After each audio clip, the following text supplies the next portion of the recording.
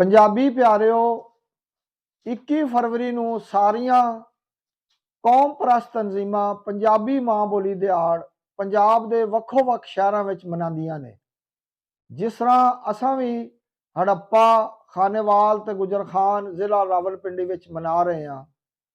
ਸਾਨੂੰ ਸਾਰਿਆਂ ਨੂੰ ਚਾਹੀਦਾ ਹੈ ਸਿਰਫ 21 ਫਰਵਰੀ ਨੂੰ ਹੀ ਮੰਗਾ ਨਾ ਕਰੀਏ, ਬਲਕਿ ਸਾਰਾ ਸਾਲ ਆਪਣੀ ਜ਼ਬਾਨ, ਆਪਣੇ ਕਲਚਰ ਤੇ ਮਿੱਟੀ ਨਾਲ ਪ੍ਰੀਤ ਨਿਭਾਈਏ ਤਾਂ ਜੇ ਸਰਕਾਰ ਤੇ ਭਾਰ ਰਵੇ। ਪੰਜਾਬ ਲੋਕ ਲਹਿਰ ਸਰਕਾਰ ਤੋਂ ਮੰਗ ਕਰਦੀ ਏ ਪੰਜਾਬੀ ਦੀ ਇੱਕ ਕਿਤਾਬ ਕੱਚੀ ਤੋਂ 12ਵੀਂ ਤਾਈਂ ਪ੍ਰਾਈਵੇਟ ਤੇ ਸਰਕਾਰੀ ਸਕੂਲਾਂ ਤੇ ਕਾਲਜਾਂ ਵਿੱਚ ਲਾਜ਼ਮੀ ਕਰ ਦਿੱਤੀ ਜਾਵੇ।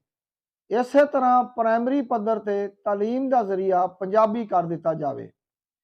ਆਇਨ ਦੀ ਦਫਾ 251 ਦੀ ਸ਼ਿਕ 3 ਮੁਜਬ ਪੰਜਾਬ ਵਿੱਚ ਮੁੱਢਲੀ ਤਾਲੀਮ ਪੰਜਾਬੀ ਮਾਂ ਬੋਲੀ ਲਾਗੂ ਕੀਤੀ ਜਾਏ।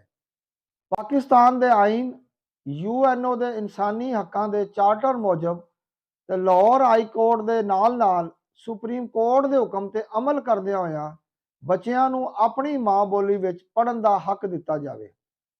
ਪੰਜਾਬੀ ਉਸਤਾਦਾਂ ਦੀ ਅਸਾਮੀਆਂ ਕੱਢੀਆਂ ਤੇ ਫੌਰਨ ਪੁਰ ਕੀਤੀਆਂ ਜਾਣ। ਕਾਲਜਾਂ ਵਿੱਚ ਪੰਜਾਬੀ ਉਸਤਾਦਾਂ ਦੀਆਂ ਸੀਟਾਂ ਦੁੱਗਣੀਆਂ ਕੀਤੀਆਂ ਜਾਣ।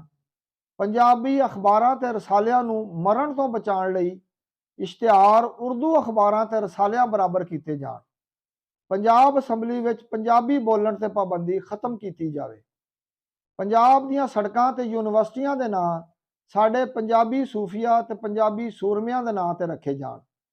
ਪੰਜਾਬ ਵਿੱਚ ਖੁਸ਼ ਆਮਦੀਦ ਦੇ ਬੋਰਡਾਂ ਦੀ ਥਾਂ ਜੀ ਆਇਆਂ ਨੂੰ ਲਿਖਿਆ ਜਾਏ।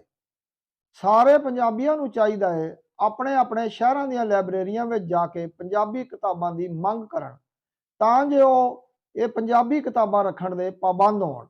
ਜੀਵੇ ਪੰਜਾਬ।